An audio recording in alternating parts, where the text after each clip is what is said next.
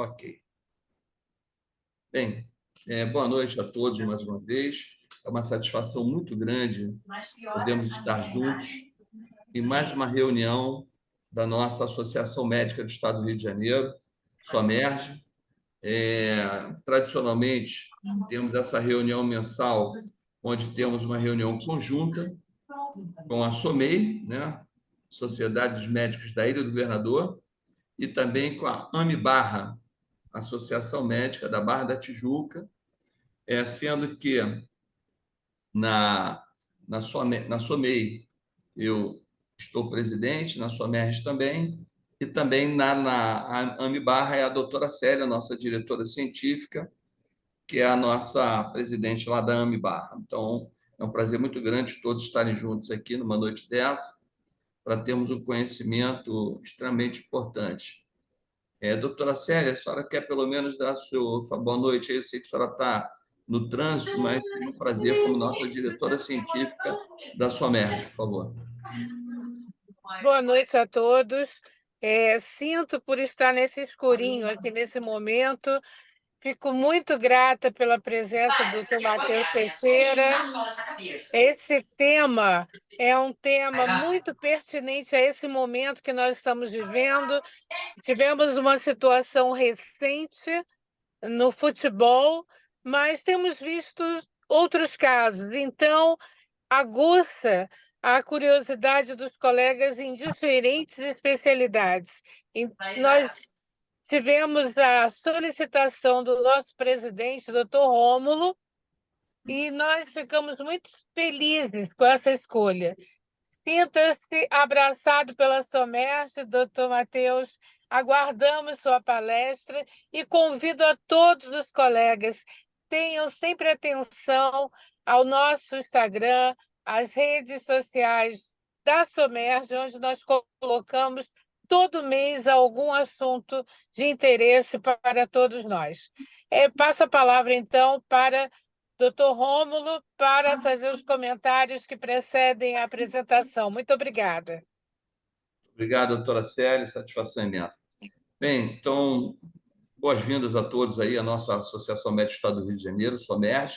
É um prazer muito grande receber todos os colegas associados da nossa SOMERGE, convidados em geral, né? A nossa diretoria aqui presente, na figura de diversos diretores, da SOMEI, da AMIBarra também.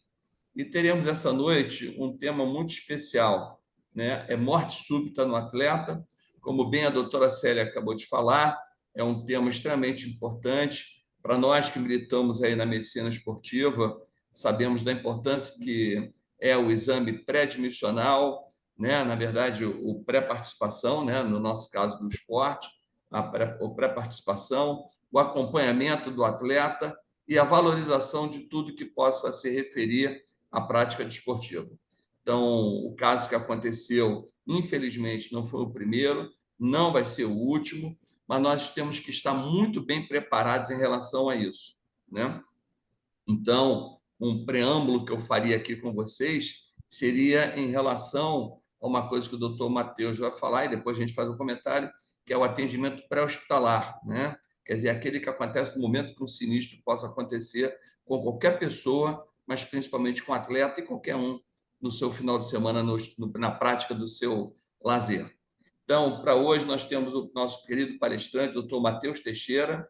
Ele é coordenador dos esportes olímpicos e amadores do excelentíssimo Clube de Regatas Vasco da Gama, a qual sou torcedor. Então, tive lá 7 anos, Matheus, na época do Roberto Dinamite, uma grata satisfação. Diretor médico da clínica Fit Center e mestre em medicina pela Universidade Nova de Lisboa. Doutor Matheus, seja bem-vindo, muito obrigado por ter feito o aceite de estar aqui conosco. A palavra é toda sua, uma boa noite. Obrigado. Boa noite, pessoal. Primeiro, eu quero agradecer ao Dr. Rômulo pelo convite, né? A doutora Zelina, que está aqui, né? Sempre uma grande amiga. O Dr. Adilson também, que sempre lembra de mim. Quero falar que minha equipe aqui do Vasco está aqui com a gente, está assistindo também. É um grande prazer estar vendo eles aqui. E a todos que estão aqui, que a gente possa ter uma noite de troca, né? Não só eu mostrando para vocês, mas vocês também interagindo comigo. Vou compartilhar aqui a minha tela.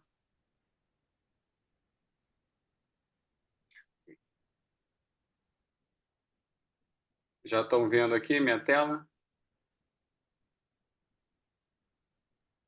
Perfeitamente. Sim, sim. Aberto aí. Agora sim. Ok. Então, eu vou começar, né? Meu nome é Matheus, acho que já fui muito bem apresentado e agora eu vou começar o tema em si. O que a gente fala de... Só abaixar aqui rapidinho.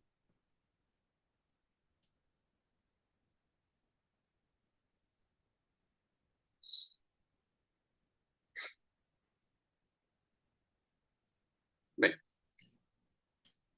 quando a gente fala de morte súbita, né, a gente fala de um evento que pode ocorrer nas primeiras 24 horas, né, após alguma atividade física ou até 1 hora após um sintoma. Então, quando a gente tem uma atividade física e acontece algum sinistro ou alguma parada cardiorrespiratória após aquele tipo de evento, a gente já vê que é uma morte súbita, e isso acontece até na televisão, e a gente viu isso no caso do jogador uruguaio. E isso também pode acontecer em até 24 horas, né? Ela também é caracterizada por morte súbita, quando a gente viu aquela pessoa e, por um acaso, ela amanheceu, né, parada ou morta.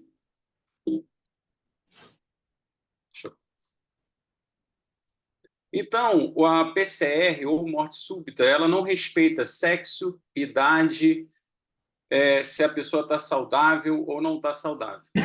Ela pode acontecer em qualquer momento. Obviamente, quando a gente fala do atleta, né, isso ganha uma dimensão gigantesca, né? E a gente pode ver isso no caso do Eriksen, aquele jogador dinamarquês lá em 2022, e também no caso agora, né, que aconteceu no Morumbi, 20 anos após o caso Serginho, que nos marcou, né, o caso do jogador uruguaio.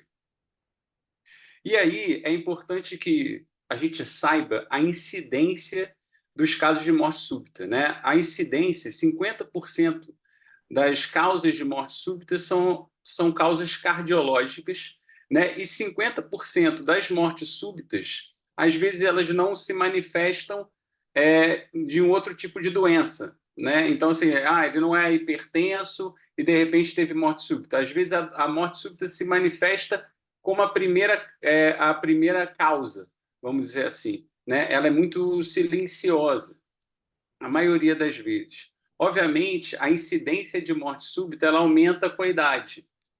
Na primeira infância, a gente tem 1 para 100 mil, né? Na quinta e sexta década, isso vai de 50 para 100 mil, né? E na oitava década é de 200 para 100 mil, mostrando com a idade a gente vai tendo maior possibilidade de ter esse tipo de morte súbita, uma vez que a gente também vai ganhando outras comorbidades.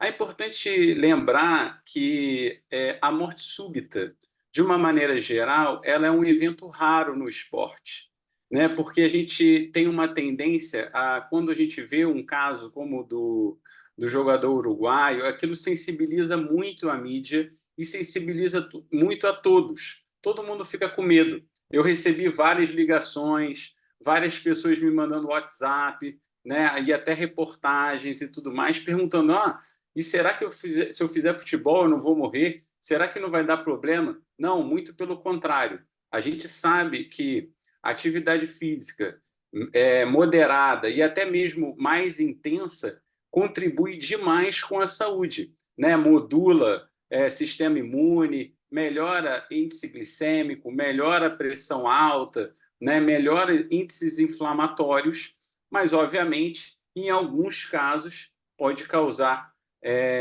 arritmia e depois morte súbita. E a gente vai discutir em que casos isso pode acontecer. Não é para todos, né? Lembrando que a incidência é muito baixa. Uma outra coisa é que a maioria dos casos de morte súbita acontece em atletas ou esportistas amadores. Isso por quê? porque é o maior número de pessoas. Então, quando a gente fala de maior número em esportistas, né, são pessoas que têm alto volume e intensidade de treinamento, mas não ganham dinheiro com aquilo ali, porque é a maioria da população. Então, a gente tem aqui os números, né? E nesse slide eu apresento os números. Então, a gente vê que a presença de morte súbita no esporte, em jovens, vai de 0,3 a 2,3 em 100 mil atletas, né? Isso é muito baixo, né? Então, assim, não há esse tipo de preocupação de uma maneira geral. O que a gente tem visto nos últimos tempos e que tem dado essa percepção é que a mídia cada vez mais foca no sentido do espetáculo trágico, né, da morte súbita. Mas a gente tem que entender que várias pessoas pelo mundo, milhares de pessoas se exercitam e isso não acontece. Muito pelo contrário, elas são protegidas pelo esporte.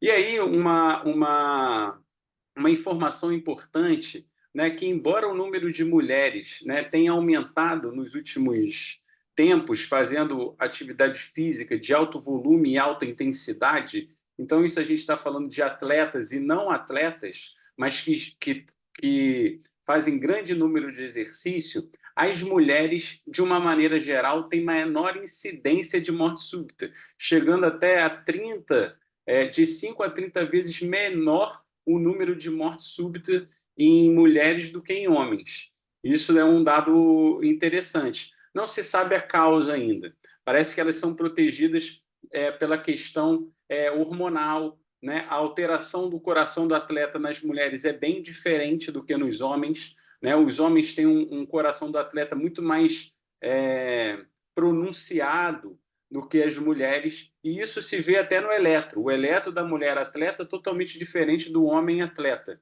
Então, as alterações de câmaras são diferentes e etc. Isso também está ligado à questão hormonal, testosterona e etc. A questão da etnia também é importante para a gente no esporte. E por que isso? Né? Porque assim, a incidência aumenta, e aqui eu mostro alguns estudos, né? Tanto estudos nos colégios nos Estados Unidos e também nos estudos britânicos, mostrando que atletas universitários de basquetebol, quando são de raça afro-americana, eles têm uma incidência até 2 vezes maior de causar parada cardíaca ou morte súbita no esporte.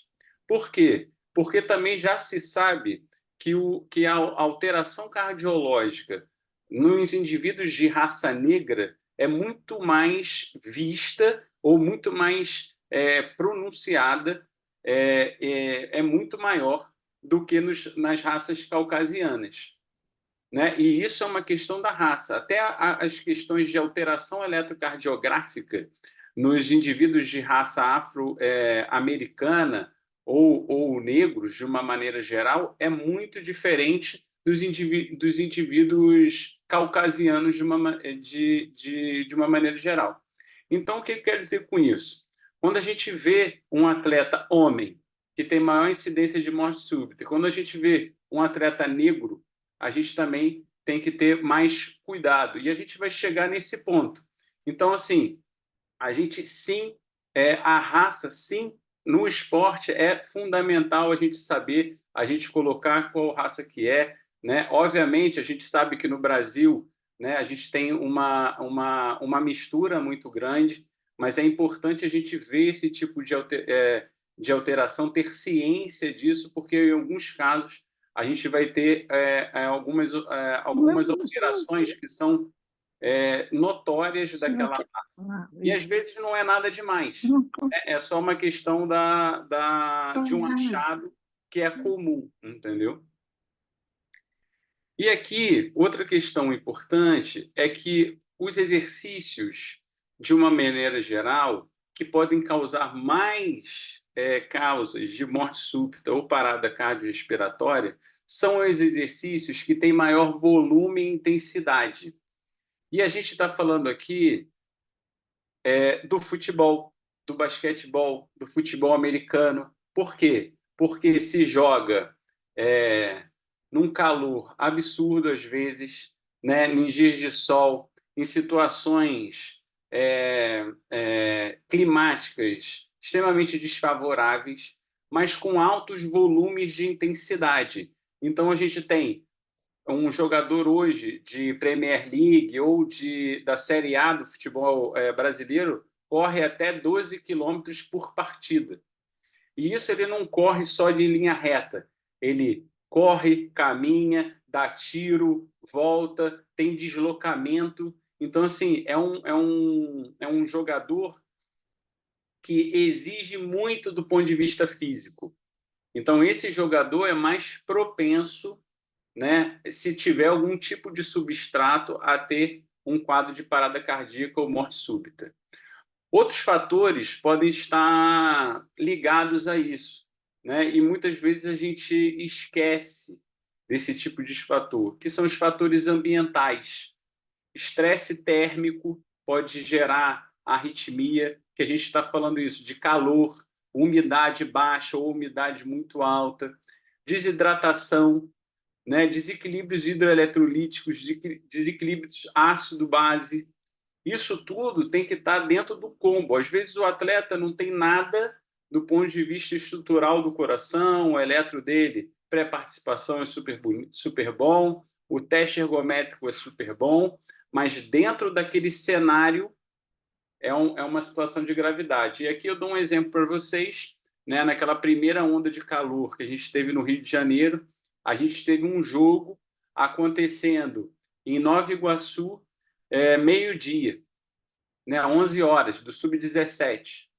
Tava um calor, eu estava como médico naquele jogo, a gente teve que fazer 6 paradas durante o jogo para hidratação, né? E isso porque eu já tinha orientado a todos a não ter jogo. Então, assim, ali era um cenário que poderia ter um grande problema, né? Porque a gente estava com uma situação de estresse térmico absurdo.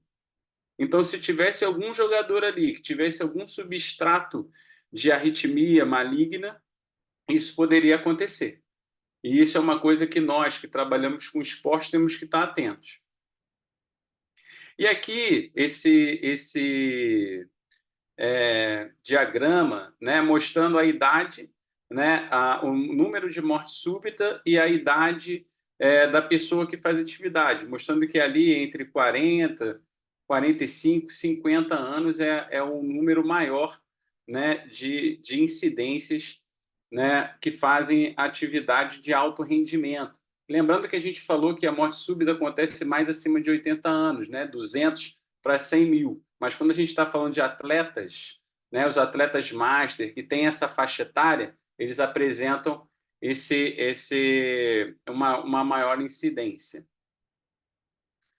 Então, quando a gente fala de aprofundar o debate sobre a avaliação pré-participação, é colocar na mesa questões que a gente vê no nosso dia a dia, né? E, de repente, lançar mão de alguns exames que a gente, às vezes, deixa de fazer, né? Então, assim, a gente tem que entender o cenário, a gente tem como a gente viu aqui, qual é o nosso esporte, qual é o volume. Então, dentro da anamnese do médico do esporte ou cardiologista do esporte, a gente tem que entender qual é o volume e intensidade que esse atleta faz, que horas que ele corre, que dia que é a prova, né? Ele é homem? É da raça negra?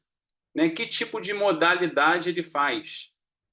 É um esporte de intensidade ou de explosão? É um esporte de alto volume? Então, isso tudo tem que estar dentro. Por quê? Porque na avaliação pré-participação eu tenho que pedir alguns exames, né, que vão me responder se aquele atleta está realmente seguro para fazer aquele tipo de esporte, né? Então, quando a gente pensa num atleta que faz ultra Ironman, que são 200 quilômetros, é diferente de um atleta que faz 10K, né? Então, assim, são pesos e medidas diferentes.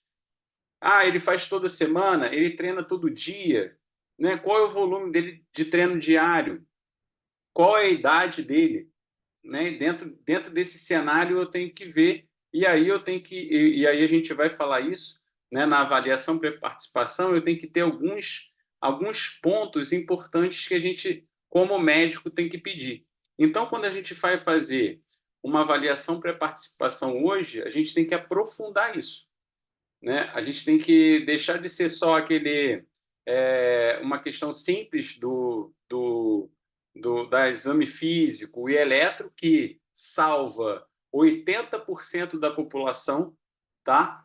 Mas a gente tem que, quando a gente trabalha com atleta e esportista de alto desempenho, a gente tem que estar ligado em outras coisas, como eu falei aqui. E aqui eu queria relembrar para vocês uma coisa que o Dr. Rômulo falou, né, sobre a questão da avaliação pré-participação. Na diretriz brasileira de cardiologia do esporte e medicina do esporte, que foi atualizada em 2019, a gente tem as 14 perguntas do American Heart.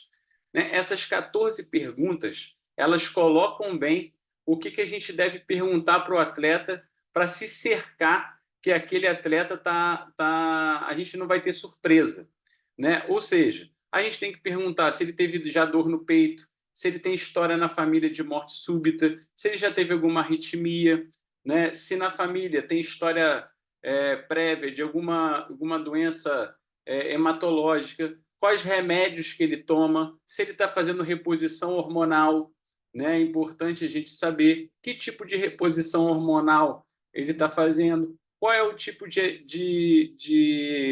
atividade está fazendo, qual é o volume que ele está fazendo. Então, tudo isso está dentro desse quadro aí, que é muito, muito importante e que ajuda qualquer médico na hora de avaliar um atleta e um esportista. Outra coisa que está dentro dessa diretriz, que é fundamental, né, e vocês estão vendo aí, é muito fácil de ver, né, é essa recomendação ligada às idades. Então, assim, as idades e o que os atletas estão fazendo. Então, quando eu estou lá no meu consultório, eu vejo que é um atleta de lazer, ele só quer jogar um futebol no final de semana, quer fazer uma coisa muito light e tudo mais, uma avaliação, uma história, né, uma boa história, uma boa anamnese, um bom exame físico, um eletro, 12 derivações, resolve 80%, 90% dos casos. Né? Nos atletas amadores também, quando eles são ali até 35 anos, resolve 90% dos casos. É barato e eficaz. Mas quando a gente está falando, né, de atletas já que competem ou atletas com grandes volumes de treinamento, é importante a gente colocar nesse bolo o eco, né, e o teste ergométrico. Obviamente, a gente sempre tem uma preferência, nós como cardiologistas do esporte, é escolher o teste ergospirométrico. Por quê? Porque é um teste que você faz na esteira, te dá a avaliação eletrocardiográfica, mas também te dá medidas diretas dos gases com aquela máscara. Então, a gente consegue mensurar o primeiro limiar, o segundo limiar de treinamento, e isso responde não só do ponto de vista de saúde, né? Responde à capacidade aeróbica do atleta, mas também responde ao plano de treinamento. Eu quero treinar numa zona mais próxima do primeiro limiar, do segundo limiar. Então, a gente sempre dá preferência ao teste ergospirométrico. E o eco, né, que a gente lança a mão também, e aqui é uma dica para vocês que estão assistindo, quando a gente vai falar do eco, a gente vai pedir um eco de um atleta, é importante que a gente coloque para o ecocardiografista que ele veja ou ele tente ver a origem anômala de coronária. Por quê? Porque a terceira causa de morte súbita em atleta é doença congênita e a terceira causa de morte súbita em atleta é a origem anômala de coronária. Então, quando a gente vai fazer a avaliação do atleta ou de um esportista de grande volume, é importante a gente colocar na indicação que se tente ver esse tipo de coisa. E aqui, outra questão também é que, acima de 35 anos, quando a gente for dar um teste, a gente for dar um atestado para atividade física, é obrigatório que a gente peça um teste ergométrico. Por quê? Porque acima de 35 anos, as doenças que mais matam, e a gente vai falar sobre isso, são as doenças ateromatosas, né? Então, assim, a gente tem que afastar a doença isquêmica. E o exame mais rápido, mais fácil, né, de maior acesso e mais barato é o teste ergométrico. Então, a gente lança a mão do teste ergométrico, certo? Esse quadro, todo mundo que faz cardiologia do esporte, todo mundo que é ligado ao esporte, esse quadro tem que ter na mesa do consultório. Esse quadro é do Sharman, né? É o maior cardiologista do esporte do mundo, é um britânico, e ele coloca o que a gente vê no coração do atleta, os achados do eletro do coração do atleta normais, os achados que são anormais, que a gente precisa investigar, e os achados aí amarelo, borderline, que a gente precisa ou não investigar, dependendo. Se eles são achados isolados, a gente não precisa investigar. Mas se tem 2 ou mais, a gente precisa investigar. Esse quadro é muito importante. Ele é de um artigo de 2018, que são as diretrizes internacionais do achado do eletro do atleta. Então, uma coisa importante, quando a gente vai ver atletas e esportistas de alto rendimento, é que a gente entenda de atleta, né? Assim, muitas vezes, os achados deixam qualquer cardiologista comum meio assustado. Então, quando a gente entende de atleta, a gente olha e vai ver, não, esse achado no atleta é comum, né? Esse achado aqui não é tão comum assim, mas esse achado, por exemplo, um BAV de primeiro grau no atleta é super comum, né? Um ritmo juncional no atleta que é criança é super comum. Esses dias mesmo eu recebi um telefonema de uma pediatra que o filho dela era atleta e aí foi no pediatra e o eletro do garoto tinha um ritmo juncional. Aí ela estava desesperada porque ela tinha que aumentar os exames, fazer eco, fazer teste numa criança por causa de um ritmo juncional. Aí eu liguei, falei com ela, me manda o eletro. Viu o eletro? Era um ritmo juncional. Eu falei, olha só, ele não tem nada, relaxa, manda esse garoto jogar, fica tranquilo que isso é um achado normal. Então a gente tem que ter ciência disso. Então, é importante a gente ter fixo na cabeça. Abaixo de 35 anos, o que mais mata crianças, de uma maneira geral, e jovens, são doenças hereditárias ou doenças congênitas. E a gente está falando aqui de cardiomiopatia hipertrófica, a gente está falando de doença ritmogênica do VD, a gente está falando de anomalia congênita da coronária, certo?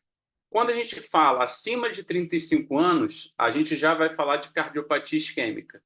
A gente já vai falar de doenças ateromatosas. Então, isso é uma questão importante. Dentro da faixa etária, a gente vai ter o maior indício.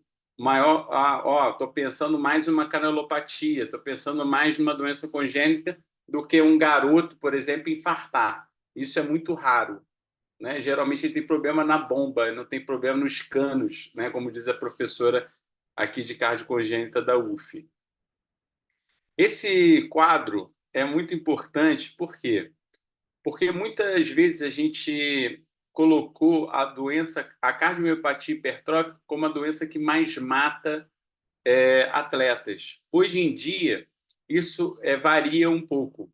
Por exemplo, para os americanos, que é esse artigo do Peterson em 2021, realmente, nas pesquisas deles lá nos Estados Unidos, o que mais mata é a cardiomiopatia hipertrófica. Mas, por exemplo, para o Fecorino, de 2016, lá na Itália, a doença que mais mata é a displasia arritmogênica de VD. São as miocardiopatias arritmogênicas. Então, isso varia um pouco de região para região. né? Então, a gente tem que ter um pouco de noção. E aqui vale uma curiosidade. Por quê? Na avaliação pré-participação, existem duas escolas. A escola americana, que fazer a avaliação com o médico e o eletro é um impeditivo das pessoas fazerem atividade física, e a gente só deveria ter esse tipo de deveria ter esse tipo de atitude quando o atleta ou a pessoa tem algum tipo de sintoma, o sinal, e a visão europeia. A visão europeia, ela coloca que todos devem fazer avaliação pré-participação com o médico e junto com o eletro. E isso por quê? Porque na Itália, na região de Vêneto, tem uma maior incidência de doença genética, que é essa displasia ritmogênica do VD. Quando eles começaram a fazer consulta médica com eletro, eles diminuíram os casos de morte súbita em até 80%. Então, a gente no Brasil segue a linha europeia. Então, por isso que a gente, no atestado médico para atividade física, a gente faz consulta, anamnese, exame físico e eletro de 12 derivações minimamente. Tá ok? Importante colocar que a Covid-19 trouxe para a gente um alarme. Todo mundo que trabalhava com atleta ficou muito assustado. A gente pensou que a gente tem uma chuva de miocardite, né? Porque na Covid, as pessoas que internavam tinham muita miocardite e a gente tinha um cenário de atletas que era uma zona cinzenta, né? Que era um número muito grande de contaminados, porque eu não sei vocês, mas eu vivi isso, né? Eu acho que vocês viram pela TV. Era um número enorme de contaminados, mas com o longo do tempo, né, que a gente foi estudando e foi vendo, a gente começou, por exemplo, eu escrevi o primeiro protocolo de avaliação pós-Covid, junto com o pessoal do Danzi Pazanese lá em São Paulo. A gente pedia teste, eco, troponina, pedia tudo. Encarecia muito, né? Porque a cada contaminação a gente tinha que isolar e pedir todos esses exames para o cara voltar. Ao longo do tempo, a gente viu que os atletas respondiam de uma forma oligossintomática à contaminação da Covid e eles tinham uma incidência muito baixa de miocardite. Então, hoje em dia, se sabe que a incidência é muito baixa e quando a gente volta, né, volta com esse atleta para o campo, geralmente a gente volta com parcimônia. A gente volta 50% da carga, 75% da carga e depois 100% da carga. E, obviamente, acompanhando. Tem alteração de cansaço, tem alteração de frequência basal. Se ele tiver qualquer tipo de alteração, aí a gente sim faz uma investigação maior. Se não, a gente deixa para lá e toca a vida. E aqui a gente tem as causas de morte súbita por modalidades, né? Então, aqui esse gráfico mostrando aí o futebol, né? Como a gente já tinha comentado. Então, a prevalência em atletas é de 1 para 250 a 300 atletas, né? Nos casos de doenças cardiovasculares congênitas, ou seja, ou genéticas, a cardiomiopatia hipertrófica, a granulopatia, o Wolff-Parkinson-White. Já no caso das doenças de valvulopatia, doenças congênitas do septo, né? A gente já vê um número de 2% para 11 mil jogadores nesse artigo de 2018. Então, mostrando como essas alterações são pequenas, mas a gente acha, tá? A gente não é raro a gente ver lá no Vasco com meus atletas. Eu vi uma série de alterações. Eu tenho atletas com valvulopatia aórtica bicúspide, né, com alterações de septo, que a gente faz acompanhamento, né? Então a gente vê, a gente acha isso, basta procurar, né? A gente tem que sempre estar ligado. A gente nunca vai achar o que a gente não procura, né? Na medicina é um pouco isso, aprendi isso com o professor Caldas. E aqui eu quero falar especificamente da prevenção, né? A gente começou a FIFA, né, de uma maneira geral, ela mudou a sua perspectiva de prevenção em 2003, com o caso do jogador de futebol Marc Fouillet, né, quando ele fez uma parada cardiorrespiratória dentro de campo. E isso se tornou obrigatório, né? As avaliações pré-participação só se tornaram obrigatórias em 2006 na Copa do Mundo da Alemanha, mostrando que é super recente esse tipo de atitude, né? Mesmo que na Itália, né, isso já era, a avaliação pré-participação já era obrigatória desde 1971. A FIFA só foi tornar obrigatória nos esportes como o futebol, que tem grande apelo, né, e tem grande número de dinheiro, só em 2006. Olha o tempo que isso levou. E aqui eu coloco, né, eu tenho uma coluna lá no Eu Atleta, e eu coloco um dado importante, mostrando que, nesse artigo francês que eu falo, que mais importante do que a prevenção que a gente faz da avaliação pré-participação, desse cuidado todo, né, das incidências, de ver se tem doença, se não tem, é ter ideia próximo do campo de futebol, é ter ideia próximo dos torcedores, né, é ter ideia próximo das situações de parada. A gente sabe que os 10 têm que chegar em até 3 a 4 minutos de uma situação de parada. Então, a gente tem que saber identificar, começar as manobras de ressuscitação e o DEA tem que logo chegar. E aqui, esse artigo francês que eu coloco aqui, ele coloca que na França fizeram os números que até em 90% eles tinham sucesso, né, da ressuscitação quando o DEA chegava e as pessoas, de uma maneira geral, estavam treinadas.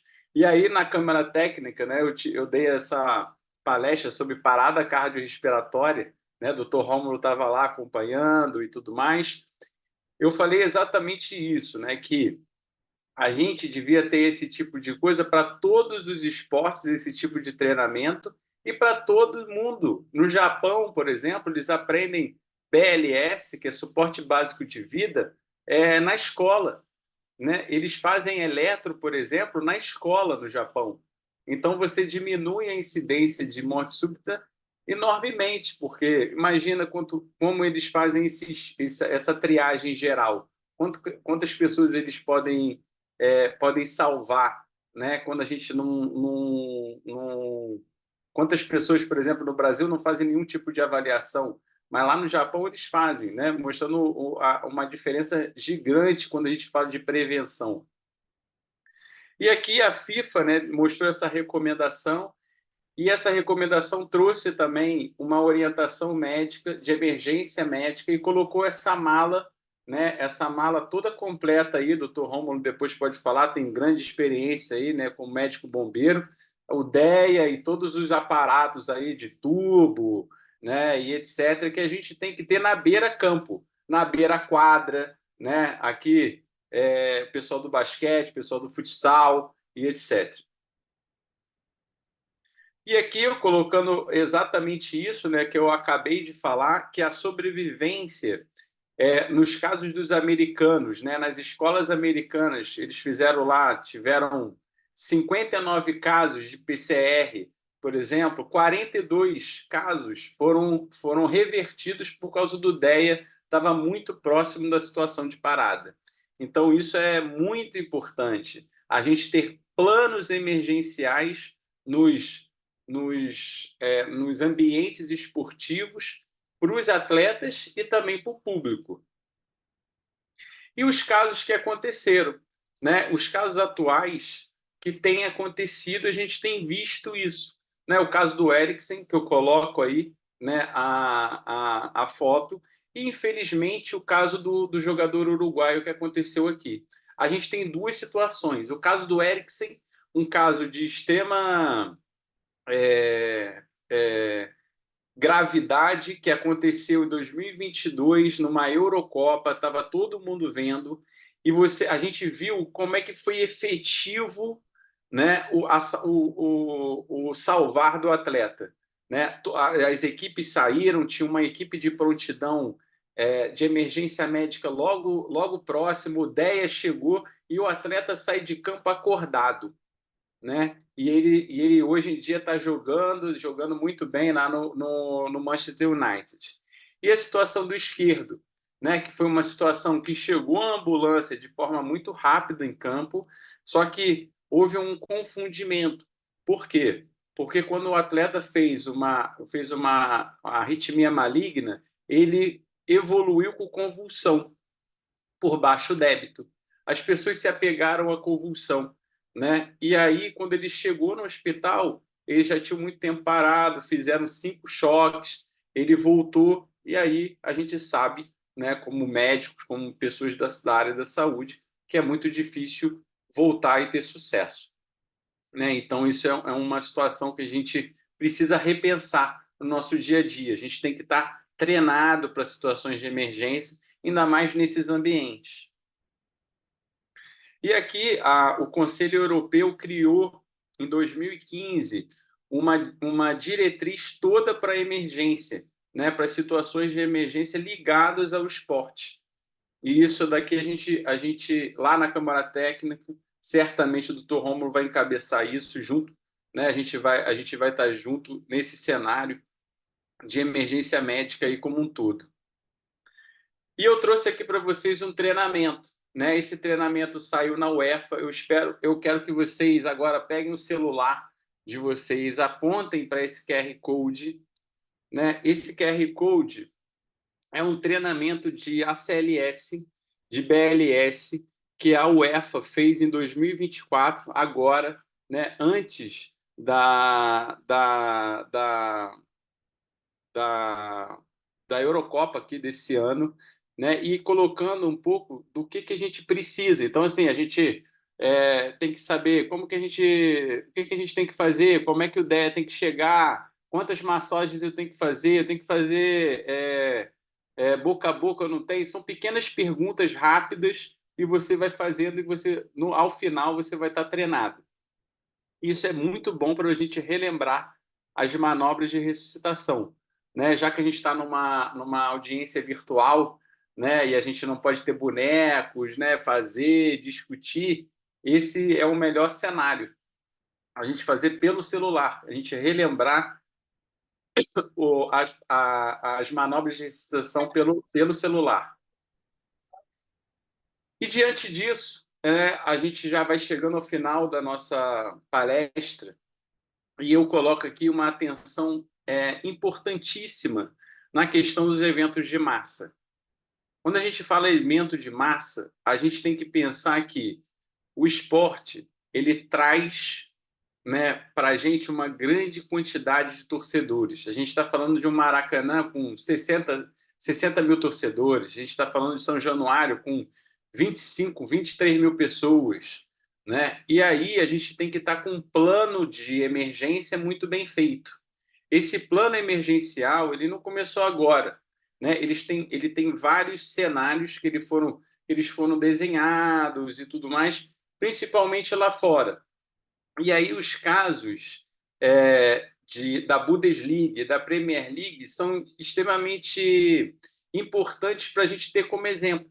Eles melhoraram seus índices, né, de atenção à parada cardiorrespiratória e de morte súbita em até 80%, quando eles fizeram um plano de ação com DEAs, com ambulâncias, com pessoas treinadas para situações tanto de campo quanto também dos torcedores.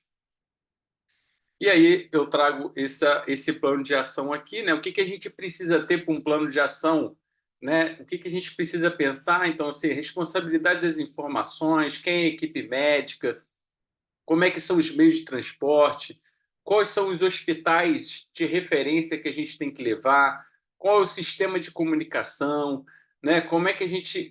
Quem vai coordenar isso, quem são as equipes que estão coordenando, isso tudo a gente tem que estar muito bem desenhado. E aqui um exemplo, né, para vocês, esse é o plano emergencial do Camp Nou, né? O time do Barcelona, ele coloca esse mapa aí, né? Você vê que esses verdes, né, com raiozinhos, são a quantidade de ideia que eles têm no estádio. E eles são todos setorizados. Então, assim, você tem o fundo norte, fundo sul, leste, oeste, como a gente vê no Maracanã, né? Olha só, cada zona tem 2 ou 3 ideias, né? Só na frente do estádio tem os 4, dentro do campo tem 2 ou quase 3. Então, isso é muito importante. Além disso, as ambulâncias em volta, né? Tudo isso é muito bem discriminado, muito bem falado. Então, isso é uma coisa muito importante para a gente ter em mente, para a gente, quando estiver trabalhando nos eventos esportivos, a gente pedir, né, para os estádios, a gente ter sempre esse tipo de situação em mente. E aqui, né, para fechar, eu escrevi um pouco sobre a importância desse plano de emergências, que eu estou falando para vocês do caso Isqueiro, dos casos do Esquerdo, né, do jogador uruguaio, lá na coluna, lá no Eu Atleta. Então, é importante esse tipo de coisa. E é isso, pessoal. Quero agradecer a vocês. O tempo de uma hora. Eu tentei ser mais breve possível para a gente ter tempo também para discutir, para perguntar, para falar, colocar as experiências. Espero que vocês tenham gostado. Ok, Matheus, parabéns aí. Brilhante passeio, né? De uma palestra maravilhosa aí para todos nós, trazendo informações recentes, né? Trazendo todo um arsenal aí do que pode ser utilizado, que deve ser feito. Então, eu acho que todos nós aproveitamos bastante essas informações e saber que qualquer um de nós pode ser vítima, né, numa situação como essa. E parabenizar aí pelos dados bem atualizados e também diante de tudo que a gente tem tentado fazer lá na Câmara Técnica de Medicina Esportiva, mas ao mesmo tempo para todos saberem das informações. Esse momento agora é o momento que a gente abre para as perguntas, né? E eu gostaria que a nossa assessora executiva, Simone, pudesse fazer o direcionamento, se estiverem aparecendo perguntas, por favor. E caso não as tenha de momento, eu já gostaria de fazer algumas considerações. Como é que estamos aí, Simone, por favor? Doutor Rômulo, nesse momento, nenhuma pergunta. Então, vamos lá. Matheus, muito interessante tudo que você falou, e eu vou relembrar alguns fatos aqui só para a gente ter uma ideia. Vasco e São Caetano, em São Januário. Sim. Né? Eu estava lá como vascaíno e como diretor de operações do Bombeiro, na época o GSE, Agrupamento de Socorro de Emergência, né, das ambulâncias do Bombeiro, e naquela época nós não tínhamos nada de atendimento, nenhum protocolo pré-estabelecido. Impressionante.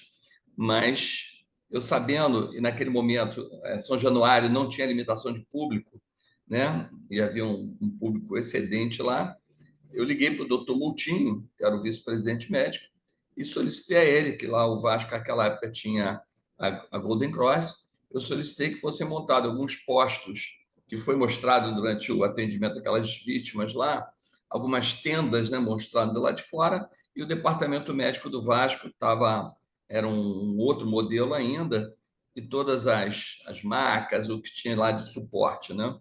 Então, aquilo ali, de uma forma, entre aspas, meio amadora, mas nós tínhamos ambulância, nós tínhamos algumas coisas. Quando aconteceu o incidente, evidentemente que, pela falta de cultura, né, das pessoas como um todo, nós fizemos o serviço de triagem de atendimento de múltiplas vítimas. Né?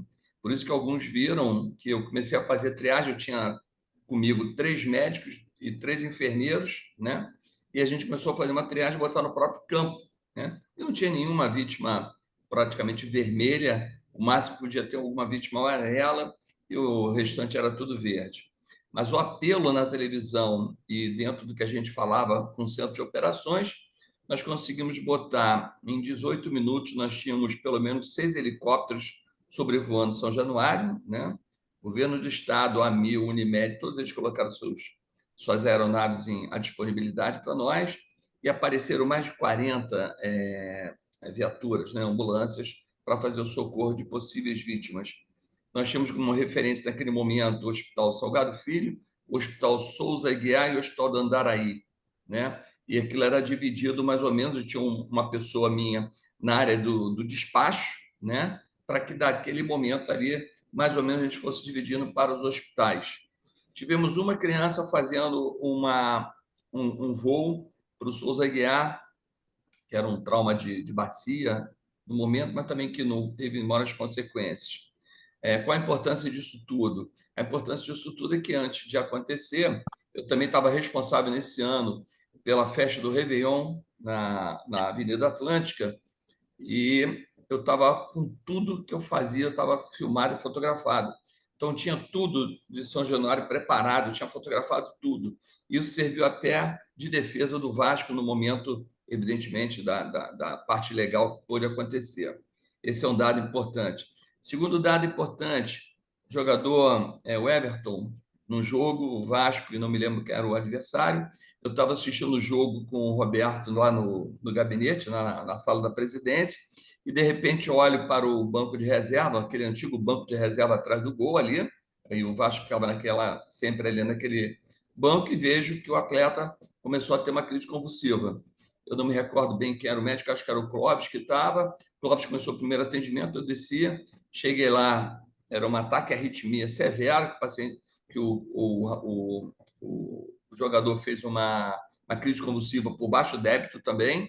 Botamos ele na ambulância, fizemos o princípio ali do atendimento e levamos ele para o Quinta Dó, chegamos lá rapidamente, foi cardiovertido e teve lá, foi feito um diagnóstico dele, depois de uma cardiomiopatia de origem que foi definido naquele momento lá, né? Outro evento que eu participei também, quer dizer, meu pé quente, mas não era tanto, foi Vasco e Atlético Paranaense em Joinville, né? Aquele fatídico jogo em que o Vasco foi rebaixado para a segunda divisão.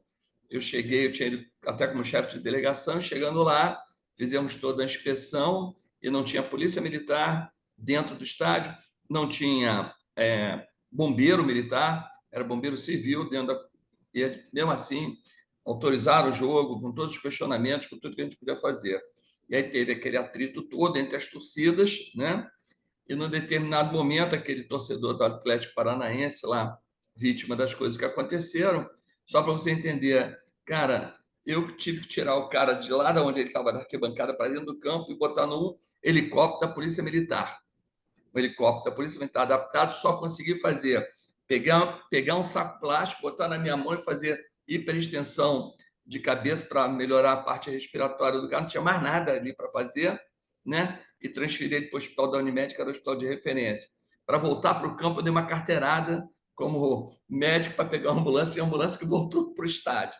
Então, são esses amadorismos que a gente aprende um pouco, e hoje, graças a Deus, a gente já tem a coisa muito mais evoluída, com muito mais tendência. Um outro dado importante nessa palestra que eu quero ressaltar, que a primeira utilização do DEA por um técnico de emergências médicas no Brasil aconteceu comigo. Na época eu era diretor, num treino da Fórmula Indy, uma sexta-feira, um treino da Fórmula Indy no antigo autódromo de Jacarepaguá. Vovô com as criancinhas, era entrada franca, as crianças correndo, aquele barulho do carro tremendo e o vovô acompanhando. Quando o vovô chegou na arquibancada, o vovô parou, né? Um bombeiro nosso que já estava o dispositivo montado antecipadamente. Aí vale lembrar mais uma vez, o dispositivo tem que ter montado desde quando começa a montagem de qualquer circo, de qualquer coisa dessa natureza. Nós temos que estar atentos a isso, para quem vai ser o diretor técnico disso, entendeu? Então, ali nós já estávamos montados, o cara fez uso do DEA, né? E o cara fez, claro, a ressuscitação do senhor. Ambulância no local, levamos para o... Ali era a referência ao Lourenço Jorge, ainda ficou vivo durante uma semana e depois veio a falecer mesmo. Quer dizer, provavelmente uma DAC, né? E o esforço, aquela coisa toda. Então, são coisas que a gente vê no dia a dia. Nova Iguaçu, eu fico impressionado. Nova Iguaçu, e aqui vale para quem não é do futebol, né? não pensem que tudo são as mil maravilhas.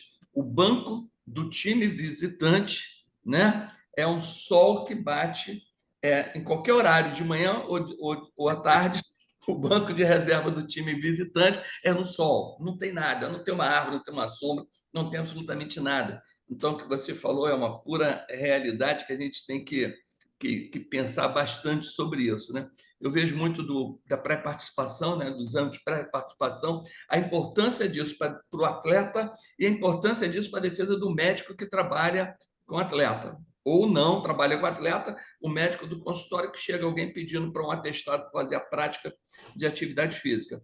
Um outro dado que eu gostaria de lembrar também são as drogas ilícitas utilizadas por algumas pessoas que podem fazer com que aconteça isso, né? Alguma coisa parecida, a gente não tem comprovação disso, mas um atleta da base do Vasco que morreu em Itaguaí, você deve se lembrar desse caso, eu também estava lá, né? Eu cheguei a posteriori, mas fui para a UPA e tudo. É um caso que a gente conseguiu no IML fazer uma necrópsia importante, mas não teve definição do quadro, como acontece. Então, são alguns casos que não são históricos e não são casos só de jornal, acontecem verdadeiramente. E eu, infelizmente ou felizmente, tive participação nesses casos que eu citei. E hoje, como é que nós estamos, Matheus? Podemos melhorar muito? Então, hoje a gente já tem assim, ciência do que a gente pode melhorar, né? A gente tem ainda muita coisa para melhorar, né? Vide a situação do jogador uruguaio, né? A gente teve uma situação há 20 anos atrás, né? No mesmo estádio, né? E depois de 20 anos a gente teve uma situação muito parecida, né? Obviamente, salvaguardando as devidas proporções, o caso e etc. Mas a gente não pode admitir isso, né? E quando a gente vê uma situação dessa, isso é muito ruim. A gente sabe também que isso pode acontecer com qualquer um de nós. Então, assim, a gente que trabalha com atleta ou não, né, a gente tem que estar preparado. Então, assim, estar treinado para situações de emergência é fundamental. E sempre ter na cabeça a questão da prevenção. Hoje em dia, a maioria dos grandes clubes tem esse tipo de preocupação por causa da repercussão que isso pode dar. Às vezes, o que eu fico com receio é dos pequenos clubes, né, dos clubes que têm menor poder aquisitivo para contratar um médico e tudo mais. Acho que é um bicho de sete cabeças, mas não é. Então, assim, o Dr. Serafim Borges, né, do Flamengo, ele sempre fala uma boa avaliação médica, uma consulta bem feita, anamnese e exame físico e um eletro já salva 90% da população. Então, assim, salva também o pessoal dos pequenos clubes. Então, a gente tem que incentivar todo mundo a fazer. E, obviamente, ter prontuário, né? Ter prontuário médico, ter isso muito bem registrado, isso daí é fundamental, porque quando acontece uma situação dessa drástica, o direcionamento vem todo para o médico. Se a gente não tiver com a coisa muito bem documentada, quem se dá mal somos nós, né? Então, assim, acho que tem muita coisa melhorou, mas tem muita coisa ainda para a gente caminhar. Obrigado. Nós temos aqui o doutor Mauro com a mão levantada. Doutor Mauro Alves é um cardiologista. Quando eu estava em alguns times de menor investimento, mas obedecendo isso criteriosamente, né? O doutor Mauro, as alterações elétricas ou outro tipo de alteração que nós tínhamos, o doutor Mauro me ajudou bastante em todos os clubes onde eu passei. Doutor Mauro, por gentileza, obrigado mais uma vez por estar conosco e ótima participação. Obrigado. Por favor. Obrigado. Queria inicialmente parabenizar aí o Matheus pela excelente apresentação. Eu estou num carro e estou com apenas 5% de bateria no celular. Então, se cair, perdoe. Não é falta de educação, não. É que está acabando minha bateria.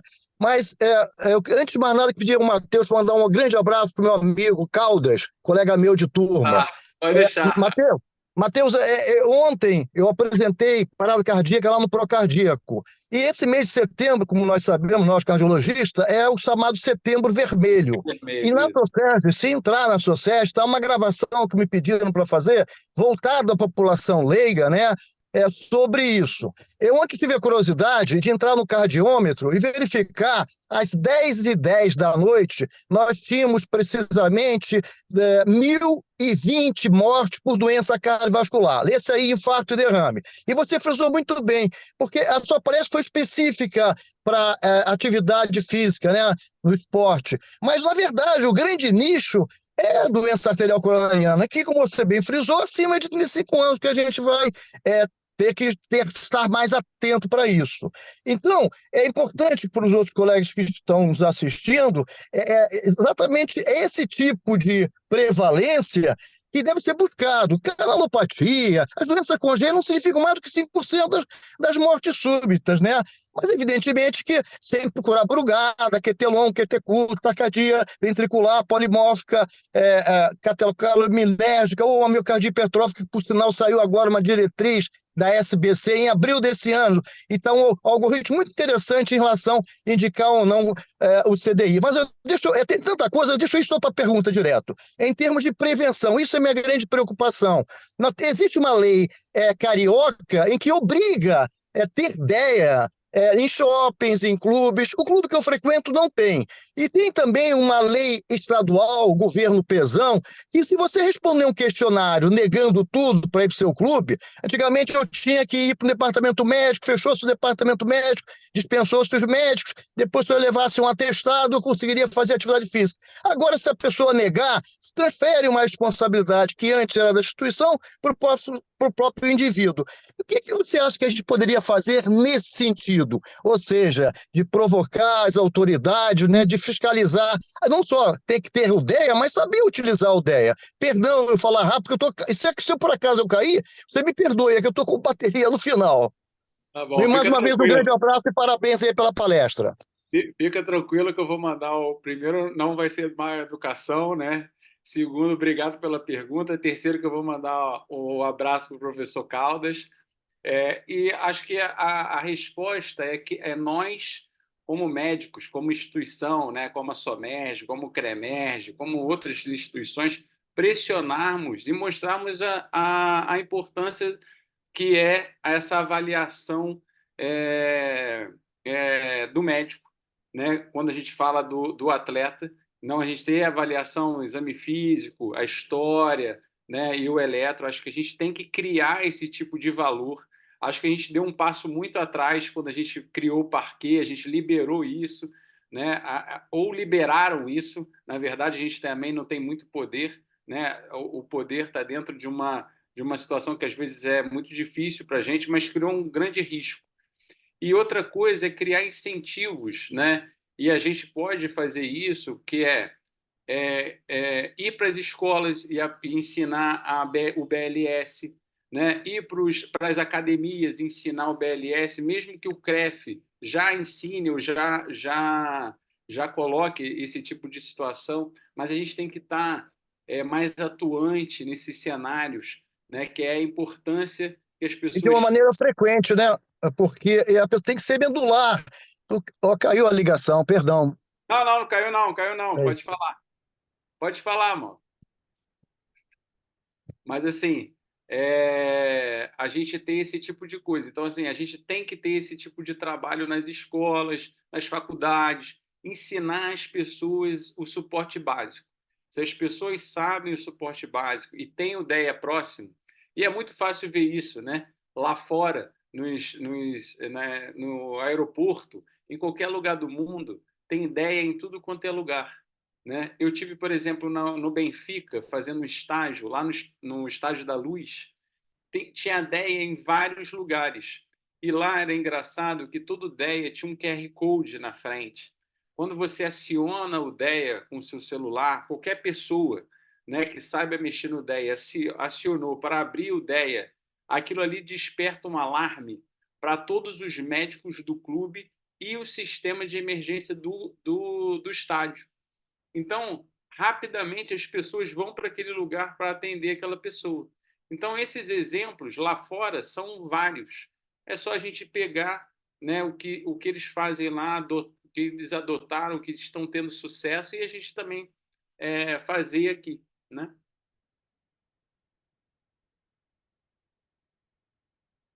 Está sem som, doutor Romulo. Do- Perdão, doutor Flávio, por favor. Obrigado, Luiz Flávio. Coxinho. Barra Mansa, mas nesse momento na Flórida. Boa noite a todos. Muito obrigado, presidente Romulo. Parabéns à SOMED. Parabéns ao palestrante, doutor Matheus. Muito obrigado, viu? Obrigado. Pela belíssima aula. Doutor Matheus, quando o senhor falou do defeito do septo, eu quase que fiquei na dúvida se era septo cardíaco ou do nariz, porque eu sou otorrino. Mas, com certeza, é da parte do senhor. Mas eu vou puxar para a minha parte e vou perguntar se existe uma incidência, se mostra uma correlação de aumento da gravidade de eventos relacionados a, né, arritmias ou morte súbita, com alterações das vias respiratórias altas, como desvio de septo ou apneia do sono. Existe um estudo, alguma coisa assim? Não tem esse tipo de alteração. A gente tem a alteração que a gente vê muito em artigo, alteração de performance. A alteração de performance está muito bem documentada em relação a desvio de septo, apneia do sono. Isso porque a pessoa com apneia do sono não dorme, né? Não dorme bem, tem cansaço no outro dia, muitas vezes pode ter pressão alta, né? Vale a gente lembrar, mas assim, uma correlação direta entre essa questão de desvio de septo e morte súbita, eu não vi nada documentado na literatura. Mas em relação à diminuição de performance, eu já vi. Né? Obviamente, a gente tem que lembrar, quando a gente fala de atleta master, né, que tem alteração de apneia do sono, sim, isso pode ser um caso de uma causa de morte súbita, né? Porque uma vez que a apneia do sono pode aumentar a pressão arterial, a pressão arterial pode causar insuficiência cardíaca, infarto e tudo aquilo que a gente já viu. Em relação ao septo, é o septo cardiológico, é o septo do coração, né? E aí esse septo é importante, um dado interessante, porque o atleta, de uma maneira geral, ele tem alterações chamado coração do atleta. E aí o atleta ele pode ter um septo, principalmente da raça negra, de 12 ali a 15. E isso não quer dizer que ele tenha cardiomiopatia hipertrófica, tá? Isso é uma alteração que é um achado, né, da raça negra associado ao alto volume de exercício e intensidade também. Quando a gente fica muito na dúvida, a gente fala com ele para ele parar a atividade física, né, destrenar, e a gente repete o eco depois de 3 meses para ver se tem alguma alteração ali que a gente possa pensar em cardiomiopatia hipertrófica. Valeu o dado aí, eu toquei para frente. Beleza, ótimo. Simone, temos alguma outra? Nenhuma outra pergunta nesse momento, doutor Rômulo. Então tá. Eu quero registrar a presença da doutora Vitória, colombiana, né? Legal. Que está aqui também nos assistindo. Muito obrigado, doutora Vitória. Né? Então, bacana aí, internacional a presença também, né? Eu queria te Obrigada. falar. Olá, tudo bem, Vitória? Olá, boa noite, tudo ótimo. Como chegou essa palestra? O Dr. Dirceu Belizzi encaminhou para seus conhecidos. Quem encaminhou? Desculpa. O Dr. Dirceu Belizzi. Ah, bacana. Muito obrigado. Gostou da apresentação, doutor Matheus? Foi legal? Gostei muito, gostei muito. Muito obrigada, Dr. Matheus, pela palestra. Obrigado. Um salve para a Colômbia. Obrigada. Obrigado pela presença. E agora, se você permitir, sempre encaminharemos alguns convites para você, matérias que te interessem. Seja bem-vinda, tá ok? Tá ótimo, muito obrigada. Ok, prazer. Matheus, você falou sobre aliás, o Mauro falou sobre a lei municipal, verdade, de um colega nosso, o doutor Carlos Eduardo, médico, coronel bombeiro, essa lei que ele fez. E, assim, eu trabalho na Câmara dos Vereadores do Rio de Janeiro. Se você for lá, nós vamos encontrar 310 estrategicamente colocados, com prancha longa, colar cervical, headblock, tudo que você precisa, né? Mas, assim, é porque vem de uma cultura de prevenção e de atendimento pré-hospitalar e a gente entende quanto mais rápido, melhor. E aqui, eu vou falar aqui para os nossos... Quem tem agora de conselheiros? Elina? Tem mais algum outro conselheiro? além da Zelina, Doutor Luiz Flávio, doutor Ramon, Flavinho, doutor Flávio, Ramon, Benjamin, Ramon, doutora Célia. Célia e eu. Matheus, um item que falte numa ambulância é importante ou é irrelevante? É importante, né? Quando a gente falta um item na ambulância, tudo pode cair por água abaixo, né? Então, assim, a ambulância sempre tem que estar mais completa possível, né? E sempre que a gente fala nos eventos esportivos, sempre duas ambulâncias, né? Uma ambulância UTI e uma ambulância de remoção, né? A gente sempre fala isso, né? É sempre difícil entender as pessoas que trabalham com dinheiro, eles têm muita dificuldade de entender isso, né? Que a gente precisa de ambulância com médico preparado e que seja a ambulância mais completa possível, né? Então, Verdade. não só um carro branco escrito ambulância, né? Mas um carro branco com todo o aparato que devidamente tem que ter. Perfeito. A nossa visão é a mesma visão. Nós somos do ponto de vista em que a gente acredita que um atendimento pré-hospitalar bem feito salva vidas. A prevenção, quando ela bem aplicada e devidamente aplicada, ela também funciona muito bem, né? Nós médicos sabemos disso, nós da área de saúde como um todo sabemos disso. Nós, quando bombeiros e médicos bombeiros, mais ainda, porque a gente lida com isso o tempo todo, né? Então, eu vislumbro que essa noite foi brilhante para todos nós. O teu brilhantismo na apresentação, nas colocações aí, e muito trouxe coisas boas para a gente. Doutora Célia, já vou passar a palavra para você, Celinha. Então, é fantástico isso, entendeu, Matheus? Alô? E dentro do que foi falado aqui, eu vou te falar, a gente tem muito trabalho para implementar algumas medidas na Câmara Técnica, tá bom? Com Então, já certeza. estarei fazendo a tua indicação lá. Doutora certeza. Célia, por favor. Bom, primeiro, parabéns, Matheus. Obrigado. Seja bem-vindo à Câmara Técnica dentro do CREMERG. Precisamos muito Muito obrigado. do seu expertise. Bom, e eu gostei do que você abordou em relação à questão da Covid, né? Porque houve muito questionamento. Eu sou ginecologista. Em relação ao atleta pós-Covid, algumas ocorrências, e pensaram muito isso está ligado à miocardite, enfim, você já nos esclareceu muito. Mas eu pergunto a você Aham. hoje, Rio de Janeiro, nós estamos com os estádios de futebol com essa qualidade de posicionamento, como você mostrou na Europa, né? Dessa ideia, caso haja necessidade? Então, eu costumo dizer que eu frequento diariamente, né, São Januário ali, 2 ou 3 vezes por semana. Estou no Vasco já há mais de 6 anos. Frequento o Maracanã, frequento outros estádios pelo Brasil, né, que acabo viajando com um time, né? E assim, eu não vi, tá? Não vejo nenhum tipo de situação como eu vi na Europa, né? Como eu vi a quantidade de ideia presa na parede, né? Como a gente vê em aeroportos pelo mundo. Eu não, sendo aqui muito sincero, eu não vi isso. Eu não sei se é por questões de valor, né? Porque a ideia é caro, que as pessoas têm medo de roubar, não sei.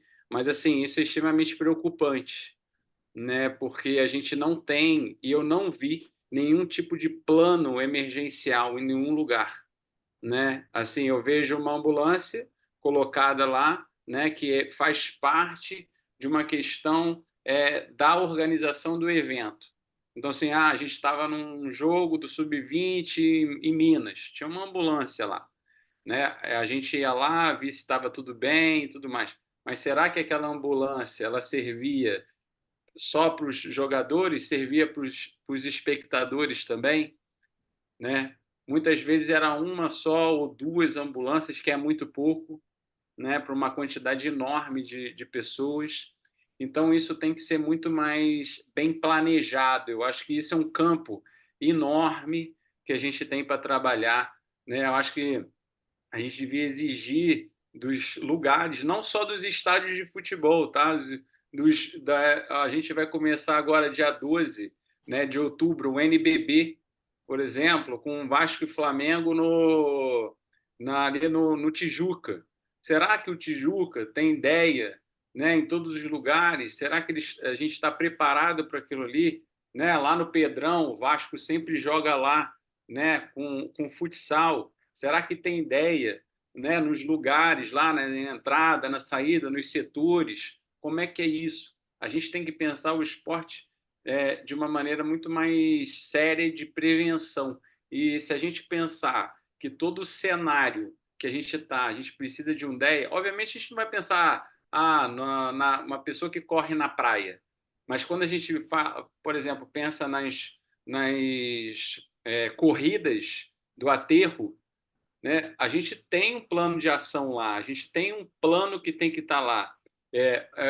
Agora, no meio do ano, eu fiz um curso da World Athletics, né? Que ele vem um pessoal dos Estados Unidos aqui e eles são responsáveis pela segurança de várias corridas pelo mundo. E eles têm várias expertises, né? E eles treinam pessoas no mundo inteiro para serem diretores de prova, né? De provas de longa distância e tudo mais. E eles dão tudo. Olha, você tem que ter isso, a saída tem que ter isso, os postos de água tem que ter isso, os DEAs têm que estar preparados. Então, a gente tem que ter bicicleta com médico, rodando, né? Os lugares, tem trechos onde tem que estar o DEA com o médico rodando. Então, isso daí já está muito mapeado pelo mundo. Basta a gente adotar esse tipo de medida, dar importância a isso e começar a fazer. Obrigado, Me Matheus. desculpe, Rômulo, Oi. só para. Eu acho que essa palestra do Matheus via Somerge, que é um braço da AMB, e nós que estamos no CREMERGE, e a nível municipal e até estadual, quando pensamos em vereadores e deputados, eu acho que tudo que foi falado aqui demanda ação. Eu Isso. acho que essa sua palestra hoje pode demandar uma ação conjunta muito importante, que vai refletir em vários aspectos, não só do atleta, mas aquele que vai prestigiar o atleta. A Exato. minha Exato. pergunta foi justamente essa: como estão os estádios? Mas não só futebol, né? Quando eu vou assistir um outro tipo de esporte, como é que está aquele clube? Sem querer, você já me fez pensar, e eu farei isso, não digo amanhã, mas sábado, já um questionamento lá no clube para saber como é que está essa questão frente aos atletas que estão lá, atletas amadores, enfim. Isso. Eu gostei muito dessa apresentação de hoje e eu espero, viu, Rômulo, que a gente tenha uma ação a partir daí. Obrigada por Obrigado. tudo. Obrigado. Vamos para a última fala aqui, doutor Jorge Fará. Obrigado, doutor Fará. Boa noite, pessoal. Eu queria parabenizar o Matheus pela palestra, como todos já reconheceram, viu? Gostei muito, viu, Matheus? Obrigado. Obrigado. Sugeria a você, inclusive, que nas próximas oportunidades você convidasse também o Dr. Rômulo, porque ele trouxe assim, uma série de ilustrações à sua palestra, vividas por ele, né? E que bem ilustram a necessidade dessas providências todas que você apontou aí, né? Uhum. Me lembro que quando o Somerge, e queria parabenizar também ao Rômulo, desculpa, Rômulo, e a Celinha pelo tema, viu? E eu me lembro que quando eu tomei conhecimento do tema, meu interesse foi imediato, porque todos nós queremos aprender alguma coisa, porque temos alguma coisa de atleta, né? Sim. O Rômulo. Então, é uma palestra que vem ao encontro do interesse próprio, para benefício próprio, né? Mas eu queria apontar o seguinte: A Célia fez uma pergunta sobre a situação dos nossos estádios, né? E dos espaços, vamos dizer assim, voltados para eventos que deveriam ter esses recursos para a situação de emergência, né? E a gente está vendo que não é bem assim que acontece aqui no Brasil, né? E isso, para nós, como profissionais e como dirigentes também, impõe uma obrigação, né? Uma obrigação de fazer gestão junto às autoridades, para que providencie, para que tome alguma providência, porque é uma ação de saúde pública essa, né? Então, eu coloco essa questão porque, como disse Célia, demanda uma ação, e a ação, nós, como médicos e dirigentes, né, temos que usar nossas entidades em benefício da sociedade. Eu acho que essa luta é uma luta em benefício da sociedade, de quem vai para um estádio, por exemplo, se divertir, ou mesmo o atleta, né, que, como foi falado aqui, e necessita de um recurso desse, e não tem, né? Quem é o responsável, né? Então, a gente tem que estar atento a isso, e eu acho que essa palestra serviu bem para despertar essa responsabilidade em nós. Muito obrigado e parabéns mais uma vez, tá? Obrigado, muito obrigado mesmo. Obrigado. Só para dar um esclarecimento, todos devem saber que existe, para quando vai ter um evento, né, um evento de aglomeração de pessoas, obrigatoriamente é feita uma coisa chamada FARE, né? É um protocolo que tem que ser feito junto ao Corpo de Bombeiros, né? Junto justamente a essa, hoje virou uma diretoria de socorro de emergência, em que ele vai lá e faz a solicitação. Olha, vamos ter um evento de... Vou botar aqui o exemplo agora do Rock in Rio. Eu fui coordenador médico por 3 anos, três eventos de Rock in Rio. Carnaval fui 11 vezes e não sei o quê. Então, sempre lidando muito com essa parte.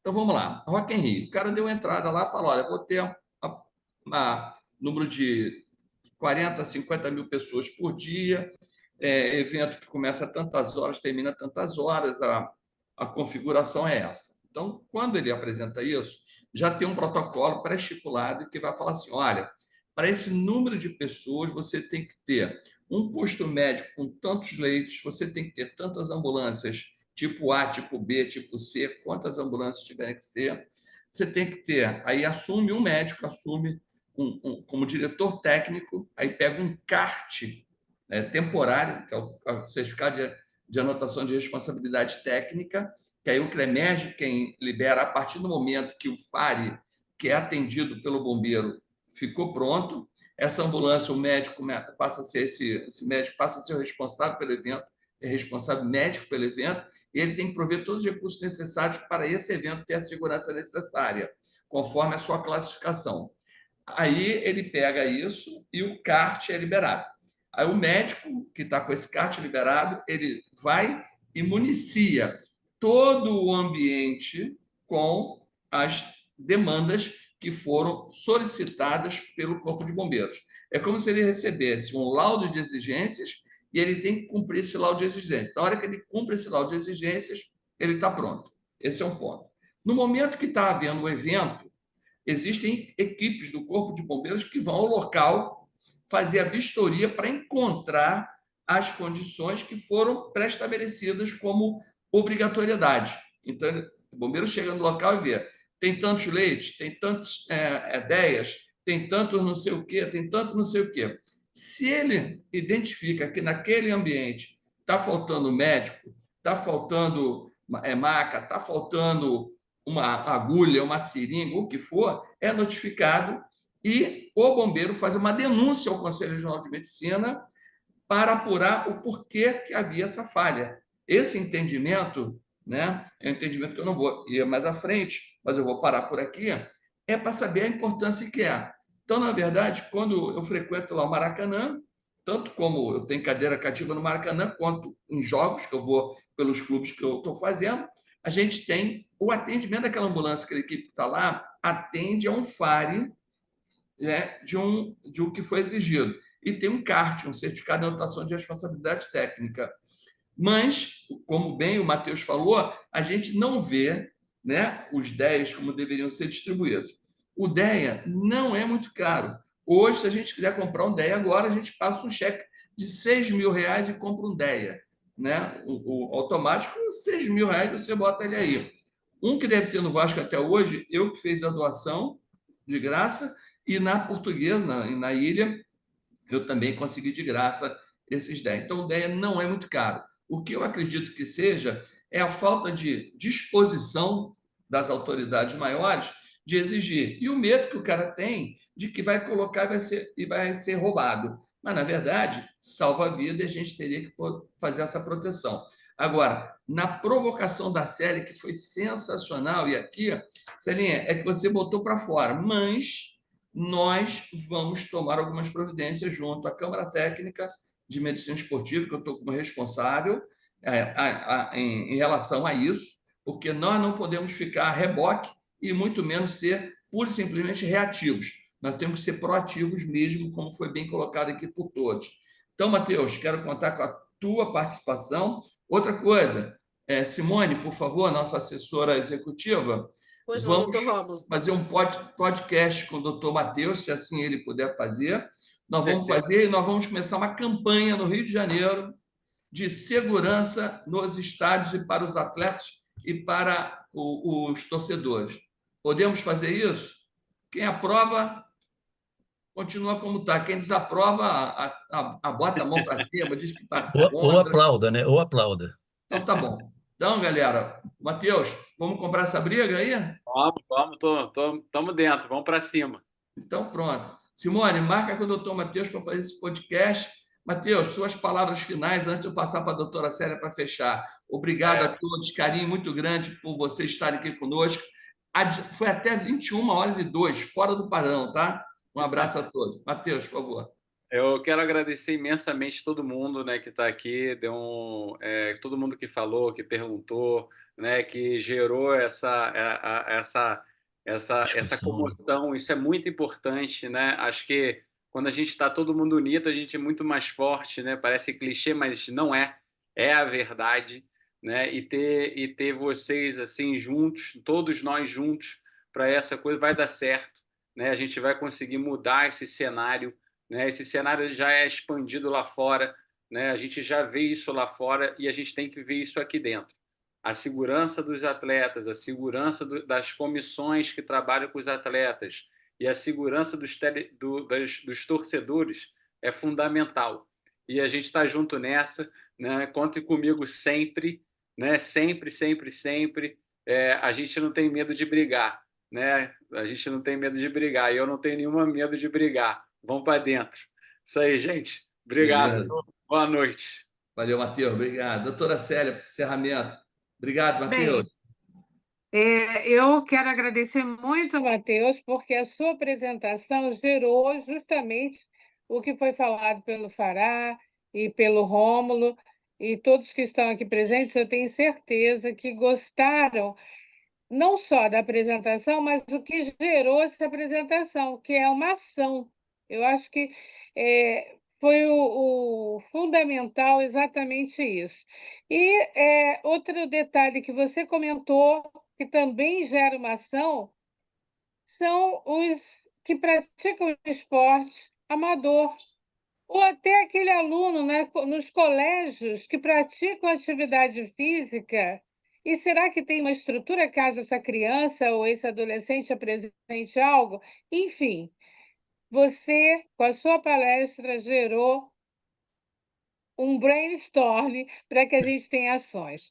Eu quero dizer a todos que nós estamos muito felizes com os eventos que têm ocorrido mensalmente e próximo mês teremos outro assunto. Acompanhem nossas redes sociais para informação. A Somerge, a Somei, a Mebarra, que é exatamente isso, que os colegas de diferentes especialidades tenham, através das nossas ações da Somerge, algo que acrescente ao seu dia a dia, informação, e cada vez mais precisamos que os colegas se engajem nesse espírito associativo. Então, uma ótima noite a todos aqui presentes. Meu presidente, obrigada aí por está estimulando essas ações que nós fazemos mensalmente. Obrigada a todos, uma ótima noite. Tchau, tchau, Obrigado. gente. Boa noite. Obrigado, Boa noite. gente. Valeu, Obrigado. Matheus. Tchau, Parabéns. tchau. Boa Agradecer a noite. Simone e quero agradecer o André. Obrigado. Adorei a camisa, tchau. hein? Vascão. Um abraço a todos. Tchau, tchau. Boa noite. Olha o Tamo junto, Vascão. Botafogo! Olha o... Um abraço. Boa noite. Obrigado. Boa noite, boa Tchau, noite. tchau. Boa noite. Um abraço, Matheus. Muito boa.